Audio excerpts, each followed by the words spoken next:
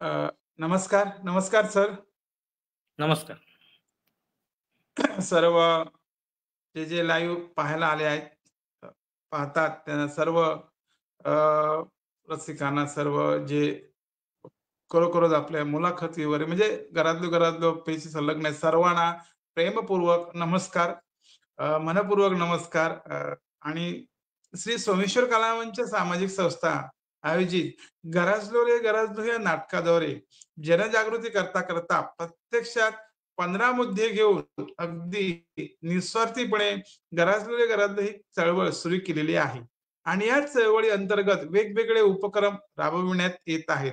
अशातीलच एक उपक्रम म्हणजे आपल्याकडे बरेच प्रेरणादायी व्यक्तिमत्व आहेत. हिरे लपलेले आहेत, रत्न आहेत आणि त्या प्रेरणादायी व्यक्तिमत्वांच्या जास्तीत जास्त मार्गदर्शन आपल्या सर्वांना व्हावं, या उदात्त आणि निस्वार्थ हेतूने लाईव्ह मुलाखत चर्चासत्राचं आयोजन केलेलं आहे. आणि तुम्हाला सर्वांना सांगावयास आनंद होतो आहे, की आत्तापर्यंत 337 भाग झालेले आहेत. आजचा 338वा भाग आहे आणि आम्हाला आज लाभलेले आहेत ते खरोखरच एक म्हणजे कलाकार आहेत आणि जास्तीत जास्त लोकांपर्यंत आपला गायक सुद्धा आहेत ते आणि जास्तीत जास्त समाजामध्ये वावरणारे, समाजामध्ये तल्लीन होणारे आणि समाजाची आवड असणारे, गायगरबांची जाण असणारे, तसेच शासकीय अधिकारी, सहाय्यक निबंधक, सन्माननीय श्री सुनील मरभळ आज इथे या लाईव्ह चर्चासत्रामध्ये लाभलेले आहेत. तर सर्व परत एकदा तुमचं मनःपूर्वक इथे स्वागत. धन्यवाद सर. तर आपण आजच्या मुलाखतीला सुरुवात करूया. प्रत्येकाच्या जीवनामध्ये चढ उतार हा असतो. पायऱ्या-पायऱ्याने काही जणांना सहज त्या पायऱ्या स्टेप्स म्हणतात त्या सहज पार करतात. काही जणांना अडचणी असतात. तर आपल्या जीवन प्रवासाबद्दल जाणून घ्यायला आम्हाला नक्कीच आवडेल. सर्वप्रथम श्री सोमेश्वर कला मंच "गराजलो रे गराजलो" या सामाजिक चळवळीने जे मला जे व्यासपीठ इथे उपलब्ध करून दिलं आहे आणि मला व्यक्त होण्याची जी संधी दिलेली आहे, त्यामुळे श्री सोमेश्वर कला मंच "गराजलो रे गराजलो" या चळवळीचं मी धन्यवाद देतो, त्यांचे आभार मानतो. आज 30 जानेवारी आज महात्मा गांधींचा स्मृती दिन. महात्मा गांधींच्या स्मृतीला अभिवादन करून मी आजच्या मुलाखतीची सुरुवात करतो. माझा जीवन प्रवास तसा सोपाही नव्हता आणि अवघडही नव्हता. माझा जन्म 23 ऑक्टोबर 1982 रोजी पुणे जिल्ह्यातील जुन्नर तालुक्यातील बोत्राडे या आदिवासी गावामध्ये झाला. जुन्नर तालुक्याबद्दल सांगायचं म्हणजे जुन्नर तालुक्याचे 2 भाग पडतात, एक पूर्व पट्टा आणि एक पश्चिम पट्टा. पूर्व पट्टा याच्याबद्दल बोलायचं म्हटलं तर पूर्व पट्टा हा एवढा विकसित भाग आहे, की ज्याबद्दल मी आपल्याला सांगतो, की जेव्हा परदेशी शेतकरी जेव्हा भारतामध्ये येतात, भारतातली शेती बघायला, तेव्हा त्यांना जुन्नरच्या पूर्व पट्ट्यातील शेती दाखवली जाते. म्हणजे आपण समजू शकता, की जुन्नर मधला हा पूर्व पट्ट्याचा भाग किती विकसित आहे. पण ह्याच्या उलट पश्चिम पट्ट्यामध्ये जो शिवनेरी किल्ला आहे आणि जे हडसर किल्ला, सावंत किल्ला किंवा नाणेघाट हा जो भाग आहे हा आदिवासी बहुल भाग आहे. हा अगदी या पूर्व पट्ट्याच्या विरुद्ध अविकसित आहे. म्हणजे तो जो काळ होता माझा जन्माचा 23 ऑक्टोबर 1982 तो काळ अगदी गरिबीचा काळ होता. म्हणजे त्या काळामध्ये चलन नव्हतंच. वस्तू विनिमय पद्धत होती. म्हणजे मला आठवतं, की जो गरीब आदिवासी समाज होता तो करवंद घेऊन यायचा किंवा जांभळं घेऊन यायचा. आम्ही त्यांना बटाटे द्यायचो आणि ते आम्हाला करवंदे द्यायचे किंवा जांभळं द्यायचे. म्हणजे त्या काळात पैसे नव्हते. त्यामुळे गरिबी होती. फक्त जीवन जगणं आणि जीव जगवणं हे प्रायोरिटी होती. म्हणजे आता माझ्या जन्माच्या वेळी तुम्हाला सांगतो, की माझे आजोबा गेनुभाऊ मरभळ यांना 11 अपत्य होती. त्यातले माझे वडील पांडुरंग गेनभाऊ मरभळ हे 4थं अपत्य. आणि वडिलांना वडील धरून 4 भाऊ आणि 7 बहिणी असं मोठं कुटुंब होतं. त्याला आदिवासी महापरिवार आम्ही म्हणतो. तर त्याच्यामध्ये पांडुरंग गेनभाऊ मरभळ आणि ताराबाई गेनभाऊ मरभळ यांच्या पोटी माझा जन्म झाला. तो काळ असा होता, की माझा जो भाऊ आहे, त्याच्या आधीचा जो भाऊ आहे तो बालमृत्यूने वारला होता. त्यानंतर माझ्या मागची बहीण होती ती पण बालमृत्यूने वारली. म्हणजे बालमृत्यू, कुपोषण हा काळ तो होता.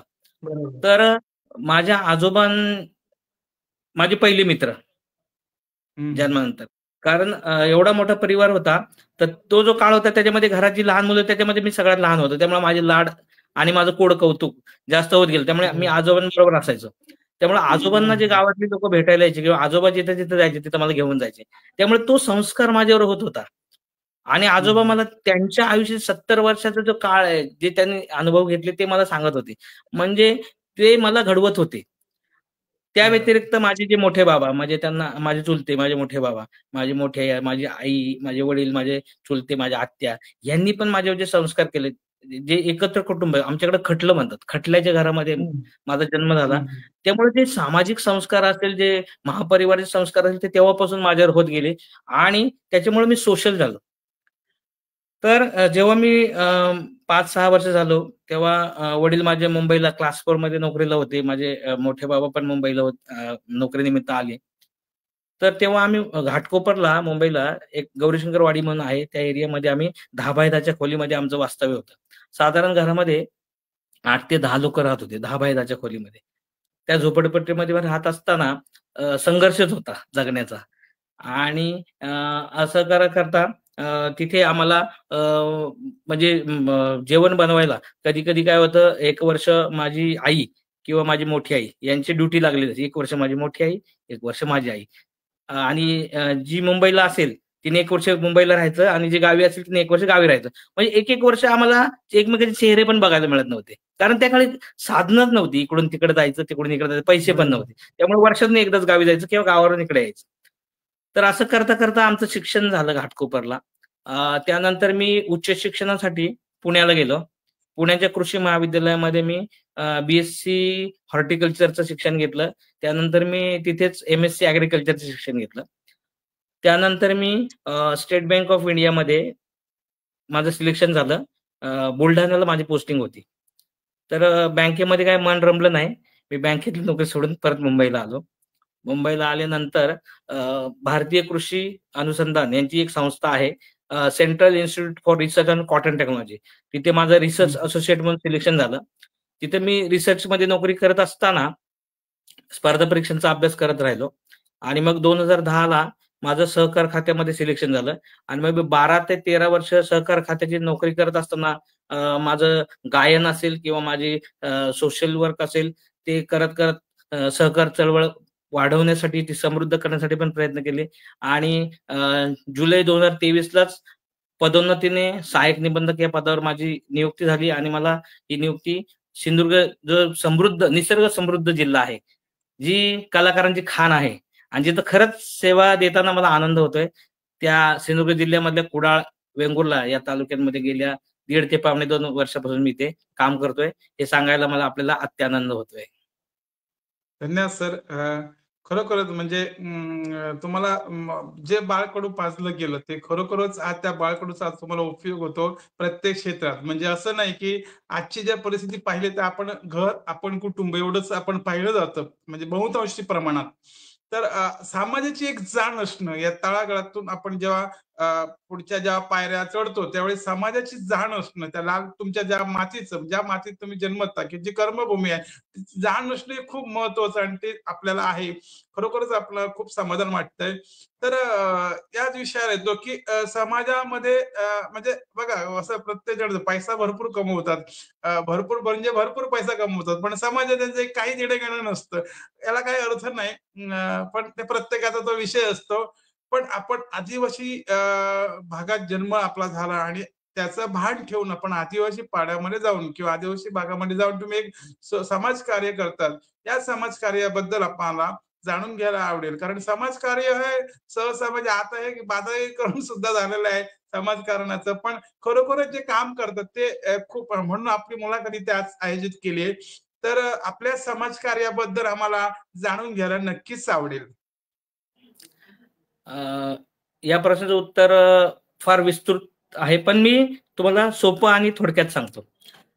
खरं तर मी माझ्या पहिल्या प्रश्न उत्तर देताना सांगितलं की माझा जीवन प्रवास तेवढा सोपाही नव्हता आणि अवघडही नव्हता, पण हा जीवन प्रवास करत असताना मला ज्या ज्या व्यक्तींनी सहकार्य केलं किंवा ज्या ज्या व्यक्तींचे ज्यांना मी आदर्श मानलं, तर आपल्याकडे असं सांगता येईल की संत तुकाराम महाराज, किंवा मग अजून आदर्श सांगायचे डॉक्टर बाबासाहेब आंबेडकर, किंवा वसई हरित क्रांतीचे फादर दिब्रिटो असतील, असे काही, आणि आमचे आदिवासी चळवळीचे भगवान बिरसा मुंडा असतील, सह्याद्रीमधील राघोजी भांगरे असतील, जे आद्य क्रांतीवीर होते, अशा लोकांना मी प्रेरणास्थान मानलं. आणि ज्या ज्या लोकांनी मला जगण्यासाठी आणि पुढे जाण्यासाठी आणि समाजसेवाचा वसा घेण्यासाठी प्रेरणा दिली ते माझे गुरुजी पंडित रघुनाथ वझे यांच्या विचारांमुळे प्रभावित होऊन मी समाजसेवा करण्याची पहिली जी संधी मला आली 2011 साली, जेव्हा मी मुंबईमध्ये नोकरी करत असताना मला एक विचार आला की आपण नोकरी करतोय, पोटाची भूक भागवतोय, पण मला एक मन आहे, त्या मनाची भूक कशी भागवायची. मग गायन असेल, मग गायना व्यतिरिक्त पण मला काहीतरी करायचं होतं. म्हणून मी माझी जी भावंड आहेत, माझं संदीप मरबळ माझा भाऊ असेल किंवा अनिल मरबळ, हे माझे मित्रासारखेच आहेत. तर मी त्यांना म्हणालो की अरे आपण ज्या समाजातून जन्माला आलो, जिथे आपण मुंबईमध्ये राहिलो, जी सामाजिक चळवळ आपण बघितली, आपण आज कमावते झालो, पण आपल्याला याच्या व्यतिरिक्त काहीतरी केलं पाहिजे. मग त्यांनाही माझा विचार पटला. मी फक्त निमित्त होतो, पण ह्याच्यामध्ये सिंहाचा वाटा त्यांचा आहे, माझा खारीचा वाटा आहे.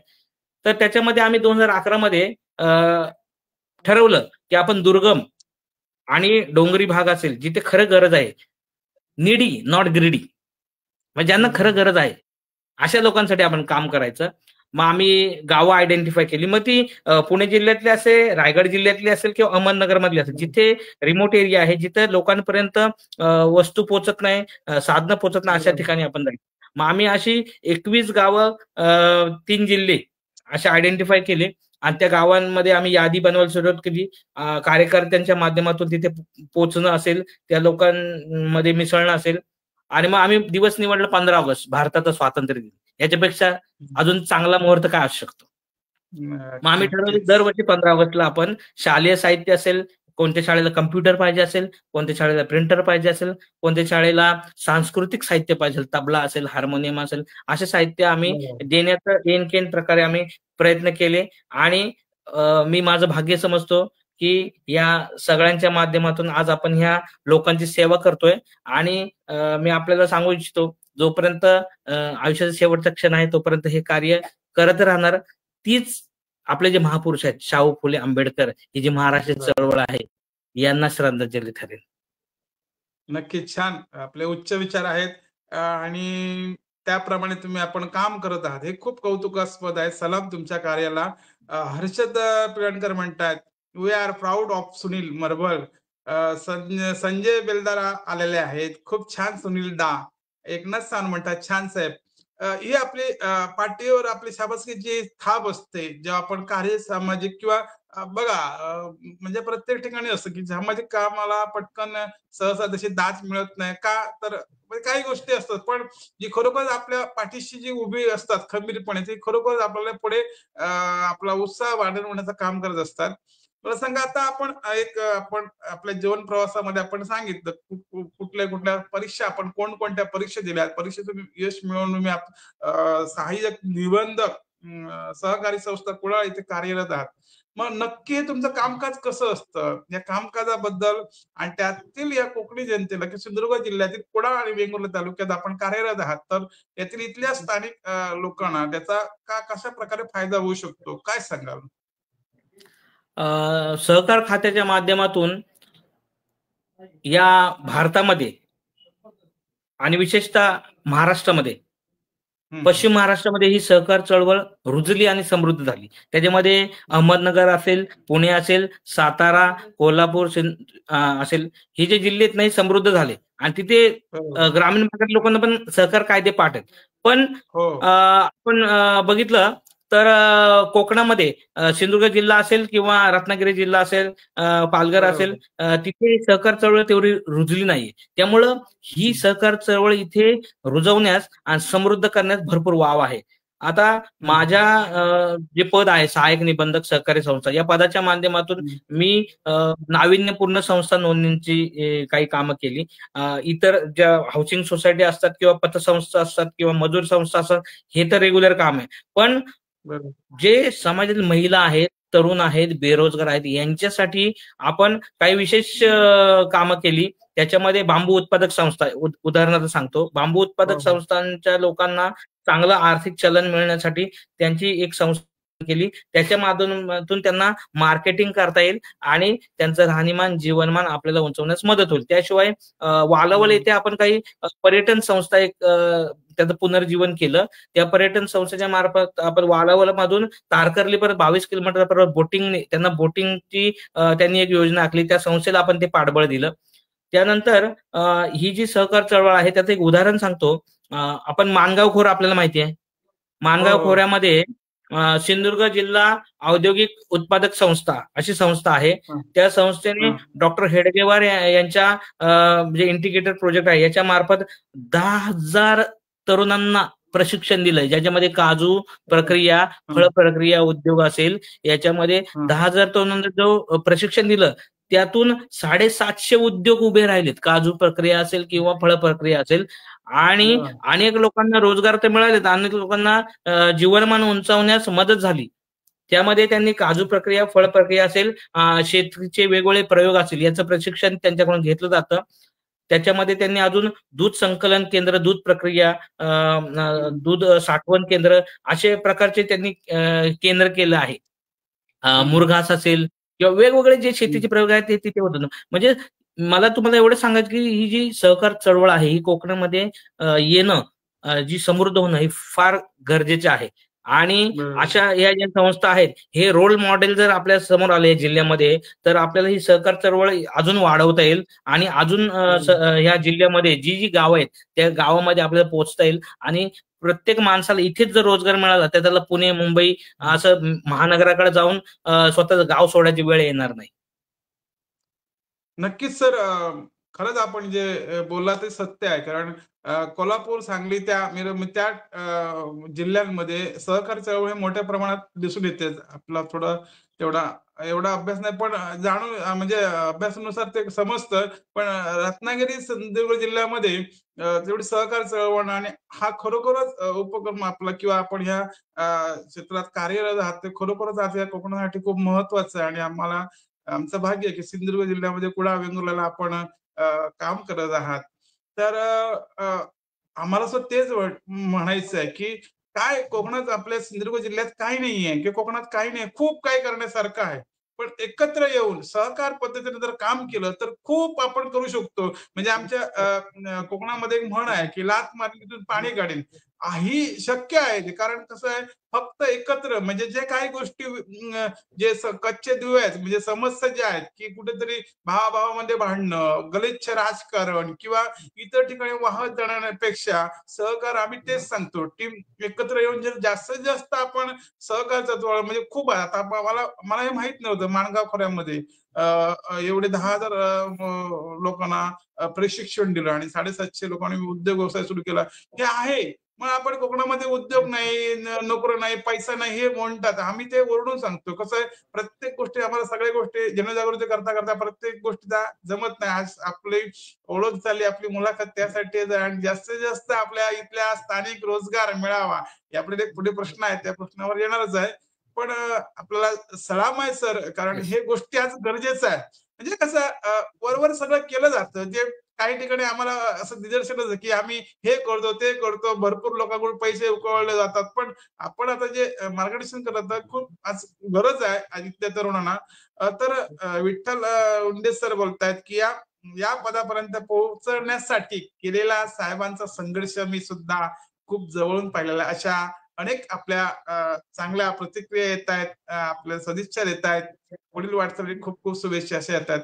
सर एवढं असून सुद्धा आणि हे काम एक कलाकार करू शकतो. कारण आयुष्यामध्ये आपल्याला आत्मसुख आणि मन प्रसन्न जेव्हा ज्या कलाकाराचं की ज्या व्यक्तीचं असतं तो खूप समाजामध्ये खूप काही करू शकतो आणि समाधान स्वतः समाधानी असला पाहिजे. तर आपण असं सावंत सरांकडून असं कळलं की आपण एक उत्कृष्ट गायन करता, आपण भारुड सुद्धा सादर करता. आणि हे असणं म्हणजे कलाकारच एक इतिहास घडवू शकतो. कारण खूप कलाकारामध्ये चारही बाजू लपलेल्या असतात. बहुआयामी व्यक्तिमत्व म्हटलं ते अतिशयोक्ती करणार नाही. अ, काय म्हणतात बघा बुरुंदे म्हणतायत, की आज पहिल्यांदाच जॉइन झालेलं आहे. खूप अभिमान आहे सर तुमचा यासाठी, की माझ्या भारत देशामध्ये अशी लोकं आहेत. ते सामान्य जनतेचा विचार करतात. तुमचं कौतुक करावं तेवढं कमीच आहे सर. हे खरोखर ही शाबासकीची थाप आहे आणि पुढे आपल्याला जाण्यासारख्या मार्ग करा पुढे आपला सुकर होण्यासाठी खूप कौतुकाची थाप महत्वाची आहे. Thousand of claps for you sir. म्हणजे हे खरोखरच अशी माणसं कमी असतात आणि ते सुद्धा इतिहास घडविणारी माणसं सुद्धा कमी असतात. सलाम तुमच्या कार्याला. मग कला क्षेत्रात आपल्याला आवड कशी काय निर्माण झाली? आपण एक उत्कृष्ट गायक आहात, लेखक आहात, भारूड सादर करतात. याबद्दल आम्हाला जाणून घ्यायला नक्कीच आवडेल.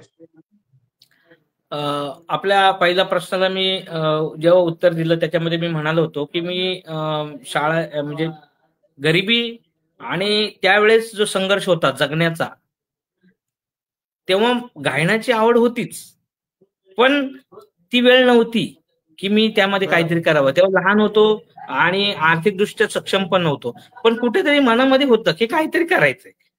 बोलणार कुणाला? मग मी ठरवलं की पहिल्यांदा आपण पोटाची खळगी भरायची, स्वतः सक्षम व्हायचं. कारण घरातून त्या गोष्टी आदिवासी समाज आल्यामुळे गायनाबद्दल किंवा हे फिल्म इंडस्ट्री वगैरे काही नॉलेज नव्हतं. मग स्वतः ठरवलं स्वतः सक्षम व्हायचं.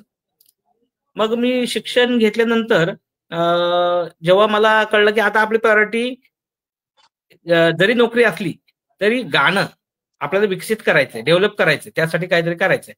तर मग मी मुंबईला जेव्हा सर्व्हिसला होतो, 5-5:30ला ऑफिस सुटायचं. त्यानंतर माझ्याकडे फ्री टाइम असायचा. मी विचार केला की ह्या फ्री टाइमचा कसा मी उपयोग करू. मग मी त्या दृष्टिकोनातून मी स्वतःला डेव्हलप करण्यासाठी विचार करायला सुरुवात केली.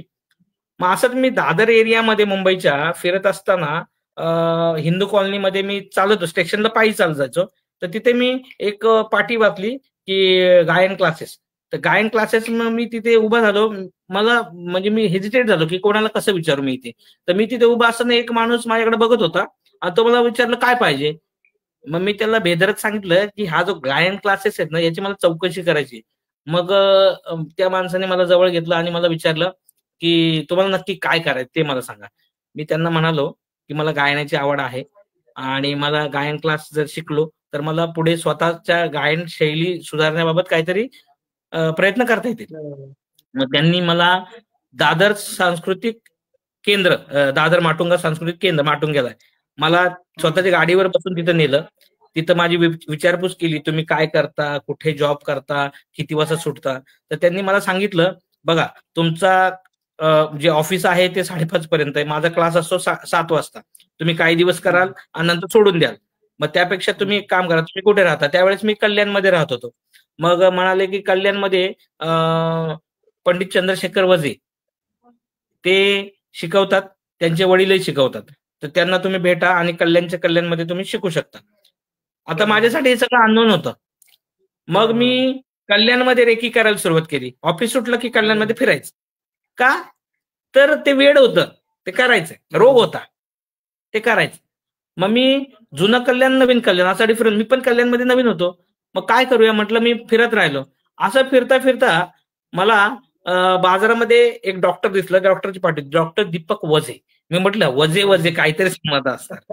मग मी त्यांच्या क्लिनिकमध्ये शिरलो आणि डॉक्टरला म्हणलं मी पेशंट नाहीये, मला ह्या तुमच्या डॉक्टर की फील्डच्या व्यतिरिक्त दुसरी चर्चा करायची. त्यांनी मला बसवलं. मला म्हणे काय सांगा. मी त्यांना म्हणालो की मी गायनाची आवड असल्यामुळे पंडित चंद्रशेखर वझेंना शोधत इथपर्यंत आलोय. तर त्यांनी मला सांगितलं की पंडित चंद्रशेखर वझेंचा नंबर माझ्याकडे आता नाहीये, पण मी तुम्हाला मिळवून देईन. तर त्यांनी मला 2 दिवसांनी पंडित चंद्रशेखर वझेंचा नंबर दिला. पण पंडित चंद्रशेखर वझेंची मी माहिती काढली की भारतातले सगळ्यात मोठा गायन महोत्सव सवाई गंधर्व पुण्यामध्ये आपण ऐकलं असेल. त्या सवाई गंधर्व स्टेजवर गाणारा कलाकार म्हणजे टॉप कलाकार.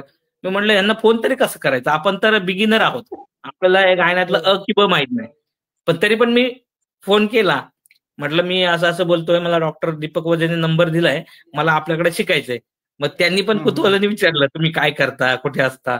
मग एक मला भेटीची वेळ दिली आणि मग आमचा प्रवास सुरू झाला. पण पंडित चंद्रशेखर वझे सर हे टॉप कलाकार असल्यामुळं त्यांना रोज कुठे ना कुठे प्रोग्राम असायचे आणि त्यांना तेवढा वेळ देता नाही आला, म्हणून त्यांनी मला त्यांचे वडील पंडित रघुनाथ वझे यांच्याकडे मला रेफर केलं आणि मग ते स्वतः पण त्यांनी त्यांच्याशी बोलून घेतलं आणि मग मला भेटायला सांगितलं. पंडित रघुनाथ वझे 72 वर्षाचे गृहस्थ, रेल्वेत नोकरी करून रिटायर्ड झालेले. आम्ही भेटल्यानंतर आमचे जे ऋणानुबंध जुळले की मला गुरुकुलमध्ये आल्यासारखंच वाटलं. म्हणजे पूर्वी जे गुरुकुल असायचं की विद्यार्थी तिथेच राहत, त्या गुरुजी ती सेवा करत असे आणि तो गुरुजी त्याच्या पूर्ण आयुष्याची पुंजी त्या शिष्यांना देत होते आणि ते विद्यार्थी घडवत होते. म्हणजे स्वतःच्या मुलाला घडवत नव्हते, पण ते विद्यार्थी घडवत होते. अशा प्रकारे पंडित रघुनाथ वझेंनी मला घडवलं. त्यांनी मला जे संस्कार दिले ते मला आजही पुरलेत आणि याच्या पुढेही पुरतील. त्यांनी मला सांगितलं की स्वतःचा विचार डेव्हलप करा, गाणं गायचंय, जसे बोलतात तसे गायचे आणि स्वतःचा विचार डेव्हलप करा, त्या समोरच्या हृदयाला भिडलं पाहिजे. गाणं काय लताबाईंनीच नाही गायचं, आशाबाईंनीच नाही गाणं, गाणं तुम्हाला पण गाता येतं, प्रत्येकाला गाणं गाता येतं. हा कॉन्फिडन्स त्यांनी मिळाला. त्यांनी कुठलाही जात धर्म पंथ कधीच बघितलं नाही. मला त्यांनी पुत्रवत माया दिली आणि आमचे जे संबंध राहिले त्या गुरुजींच्या त्या स्वभावामुळं, त्यांच्या त्या प्रेमामुळं आज मी या गायन क्षेत्रामध्ये लोकांसमोर उभा आहे. आणि त्यानंतर संतोष सावंत सर यांची माझी ओळख झाली. संतोष सावंत सर हा असा संगीतकार आहे जो दगडाला पण पाझर फोडेल, तिथूनही संगीत तयार करेल, असा संतोष सावंत सर यांनी स्वतः लिहिलेलं भारुड जे पंचमहाभूतांवर आधारित आहे.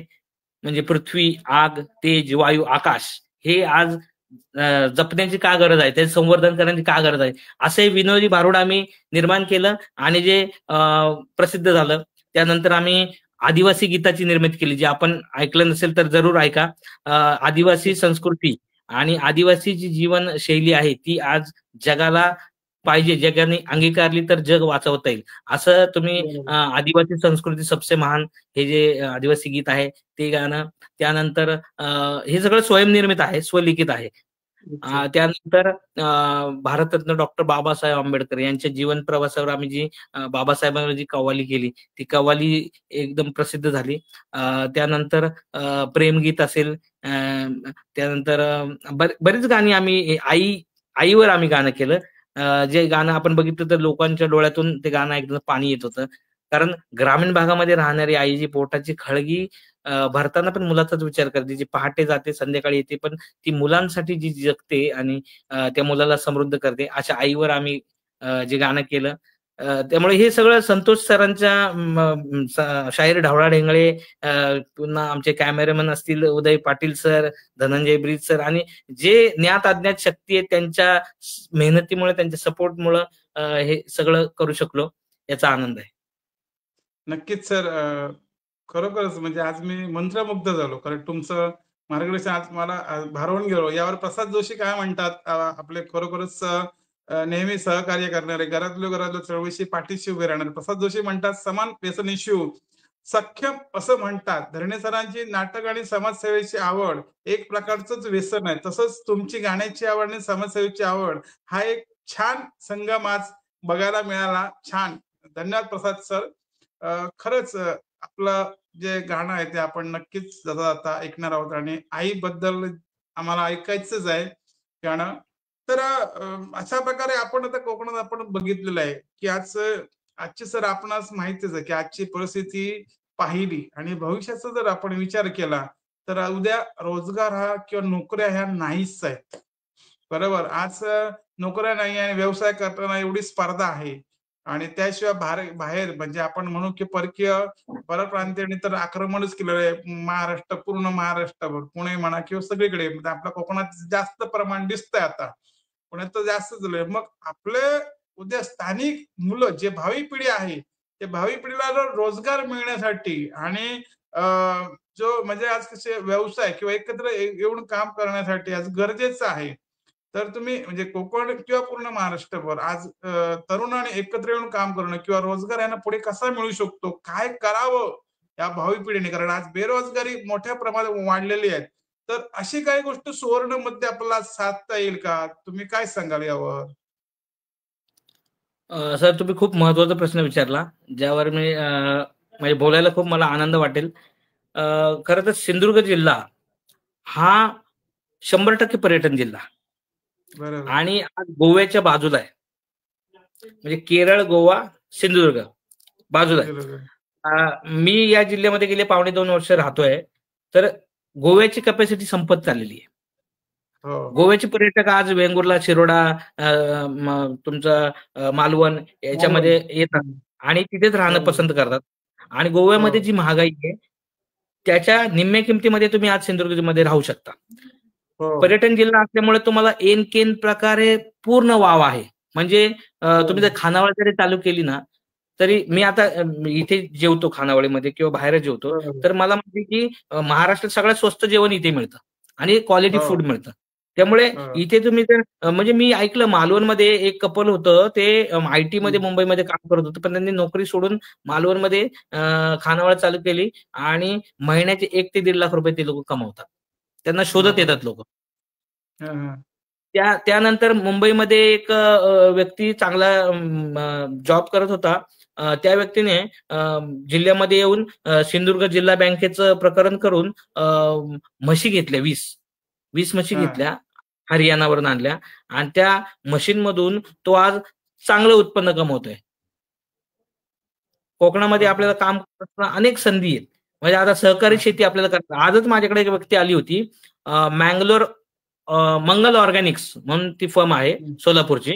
तर त्यांनी जिल्ह्यामध्ये हं. 500 शेतकरी गट तयार केलेत आणि त्या 500 शेतकरी गटाची सहकारी संस्था त्यांना करायची होती. आज म्हणून ते माझ्याकडे आले होते. त्याच्यामध्ये काजू असेल, आंबा असेल, या उत्पादक जे आहेत काजू, आंबा या शेतकऱ्यांचे मिळून त्यांनी सहकारी संस्था स्थापन करून त्यांच्यासाठी एक बेटर प्रॉस्पेक्ट तयार करण्याचं जे मानस आहे आणि मला त्यांना भेटून अगदी आनंद झाला. त्यांना म्हणालो, की तुम्ही 2 दिवसात प्रस्ताव माझ्याकडे आणा. मी लगेच तुमची संस्था रजिस्टर करून त्या संस्थेसाठी ती संस्था कार्यक्षम करण्यासाठी, सक्षम होण्यासाठी काय लागेल ती सगळी मदत माझ्याकडून आपणास करण्यात येईल. म्हणजे नक्कीच सर. कोकणातील जे बेरोजगार असेल, महिला असतील, तरुण असतील यांना इथे प्रचंड वाव आहे. त्यांना मुंबई किंवा पुणे किंवा नाशिक अशा ठिकाणी जाऊन स्वतःचं घर आणि गाव सोडून तिथे जाण्यापेक्षा इथेच जर यांनी रोजगार निर्माण करायचा प्रयत्न केला, तर इथे त्यांचं आयुष्य सुंदर आणि समृद्ध होण्यासारखं आहे. नक्कीच सर. घरातले घरातलं पोट तिडकीने जे काही नाटकाद्वारे सांगताय आणि नाटक करताय म्हणजे भारत देशाची जशी चळवळ नाटक करता करता नाहीये. पण आपल्याकडे कसं सामाजिक निस्वार्थीपणे काम करतो दुर्लक्षित होतोय. कारण ते कोणाच्या लक्षात येत नाही. कारण नाटक करता करता कोरोनामध्ये नाटक थांबलं, पण आम्ही थांबलो नाही. आणि आज ज्या मुलाखतीवर 338 भाग होतोय, हे आपले खरोखरच त्यातून जर विचार प्रत्येकाने घेतलं तर बदल हा माणसानेच करायचाच असतो. आणि कोकणामध्ये खूप काय आहे. कोकणात मुंबईला जा किंवा इतर शहरात जायची गरज नाही. कारण इथे बाहेरचे लोकं येऊन परप्रांतीय इथे येऊन धंदा करतात, उद्योगधंदे करतात आणि सगळे जागा घेऊन ते इथे कोट्याधीश बनतात. मग आपण का बनू नये? म्हणून पोटतिडकीने सांगणारं म्हणजे हे घरातलो रे घरातलो. हे लोकांच्या अजून लक्षात येत नाही. लोकांना वाटतं नुसतं नाटक आहे. पण नाटक न करता हे पोटतिडकीने सांगायचा प्रयत्न करतो. आज एक आपण इथे येऊन आज आपल्याला समजतं की ते खूप काही आहे. पर्यटन जिल्हा आहे सिंधुदुर्ग जिल्हा. तो खूप काही आहे करण्यासारखं. पण लक्ष दिलं पाहिजे. नक्की तुमचं ह्या जास्तीत जास्त ही तुमची मुलाखत ही कोकणवासियांपर्यंत पोहोचवण्यासाठी नक्कीच घरातलो घरातला प्रयत्न करणार. धन्यवाद हं. सर. खूप बरं वाटतं आज समाधान वाटतंय मुलाखत घेताना सुद्धा. आमची मुलगी बिंदिया मोहिते मुलाखत घेत असते. कधी काही अडचण आली तर मी घेतो. तर आज खूप बरं वाटतंय.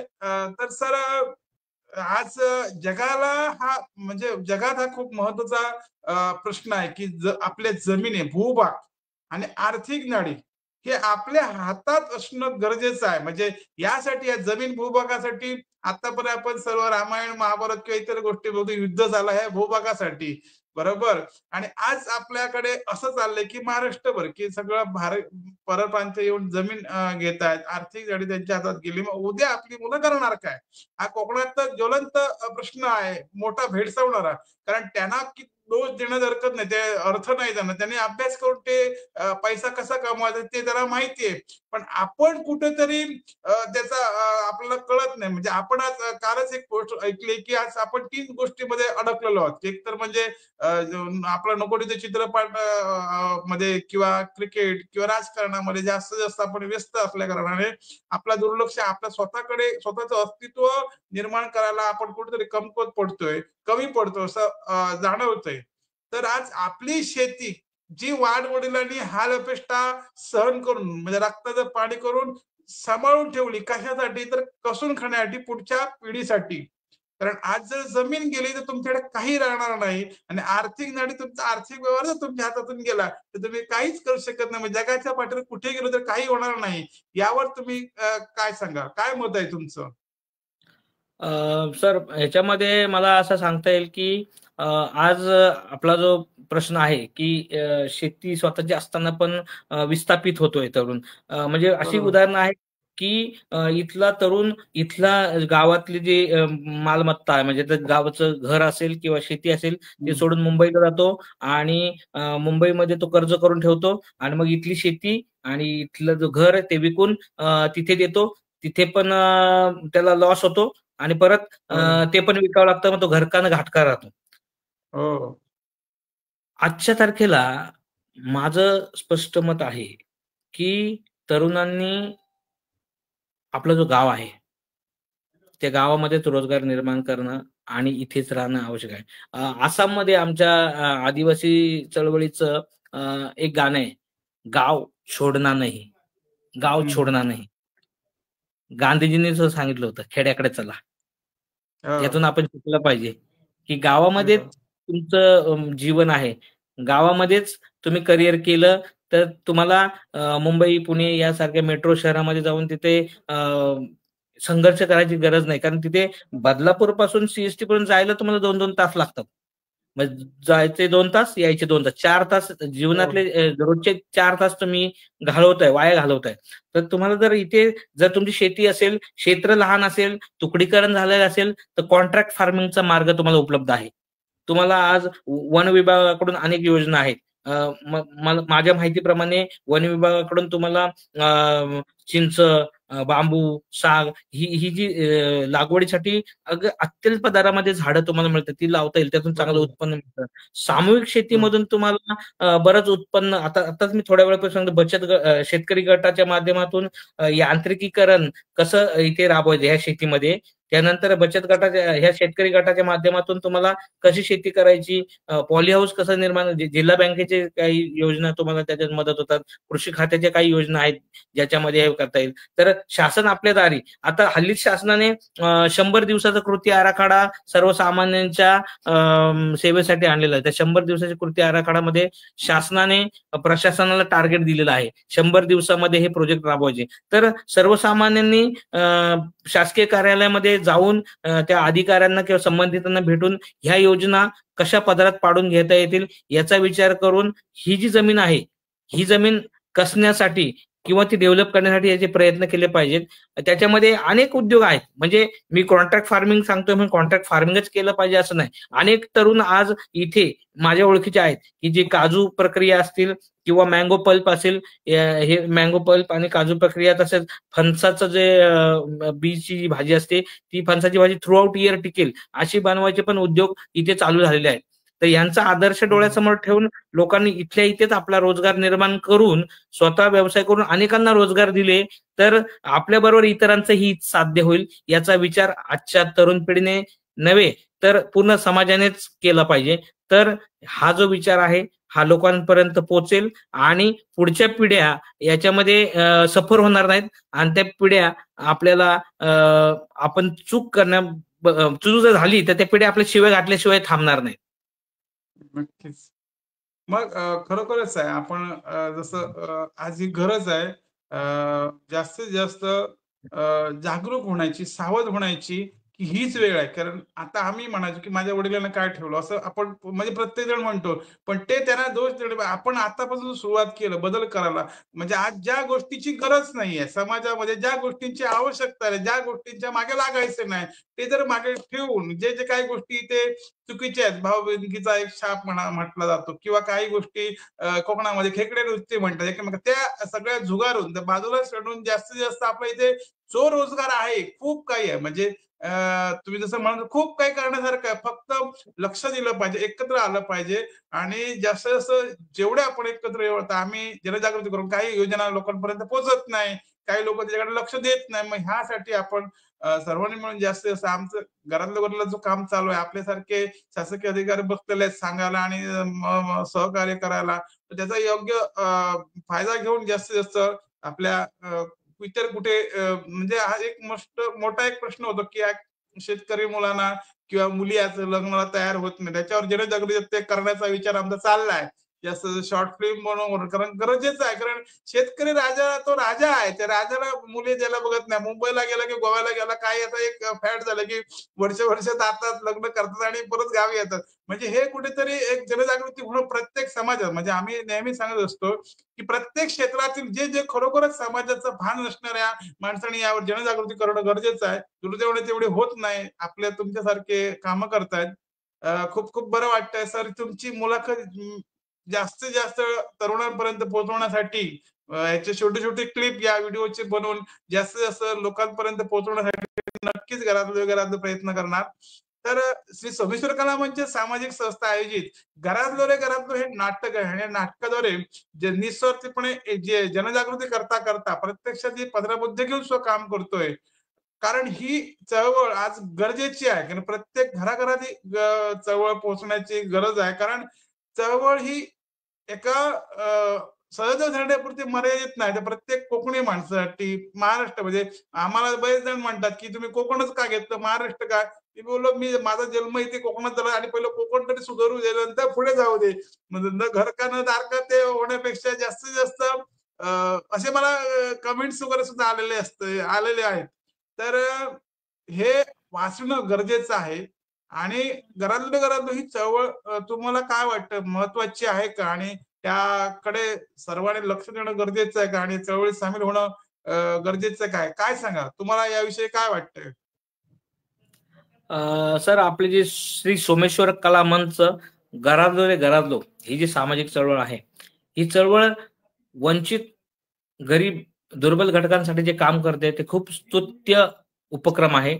आपण जे विशेष प्रयत्न त्यासाठी केलेले आहेत, त्यामध्ये 2020 साली चेंदवनमध्ये पूरग्रस्तांसाठी आपण केलेली मदत असो किंवा मूकबधीर फॅमिलीसाठी आपण जी त्यांना आर्थिक सहाय्य करून त्यांना सक्षम करायचा केलेला प्रयत्न असेल, किंवा वृद्ध, अनाथ ह्या लोकांसाठी आपण जे केलेलं कार्य असेल, त्यानंतर शाळेतील मुलांना न्यूनगंड घालून त्यांना प्रगल्भ कसं बनवता येईल यासाठी जे केलेलं काम असेल, हे आज काळाची गरज आहे.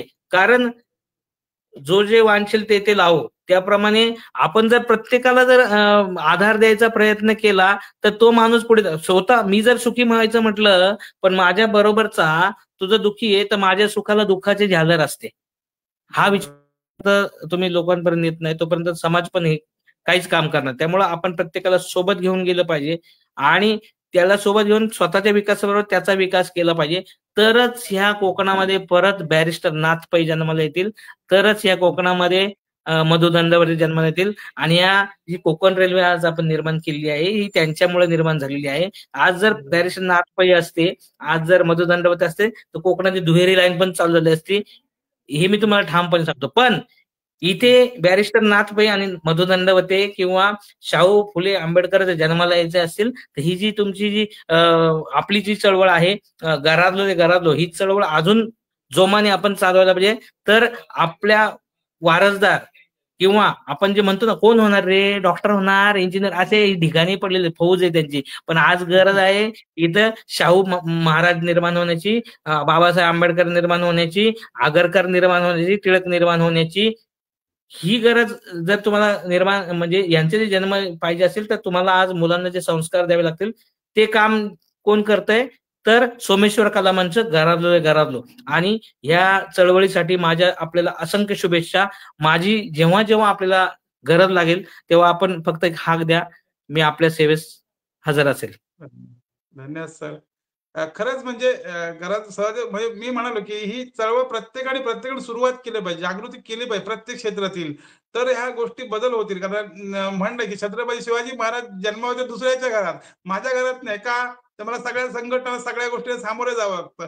हे नाहीच आहे. तर सगळ्यांनी त्याच्यासाठी प्रयत्न करून जास्तीत जास्त मी त्यांचे विचार, त्यांच्या विचार म्हणजे आपण संस्कार किंवा विचारांनी चाललो तर खूप काय बदल करू शकतो. सकारात्मक विचार हे खूप महत्त्वाचे असतात समाजामध्ये वावरताना आणि अभ्यासी वृत्ती, स्वतःचा स्वार्थ न बघता समाजाचं कुठेतरी देणं लागतो या उदात्ततेने काम करायचं आहे. धन्यवाद सर. आतापर्यंत आपण खरोखरच छान मार्गदर्शन केलं. मी आता म्हणालो मी कुठल्या एवढ्या मुलाखती झाल्या, पण कधी म्हणालो नाही, की आज मी तुमचे ह्या व्हिडिओचे छोटे-छोटे क्लिप करून जास्तीत जास्त प्रसारित करण्याचा प्रयत्न करेन. जेणेकरून कोकणवासियांपर्यंत किंवा महाराष्ट्रापर्यंत पोहोचून जास्तीत जास्त याच्यातून जनजागृतीवरून प्रबोधन कार्य करायला सुरुवात करतील.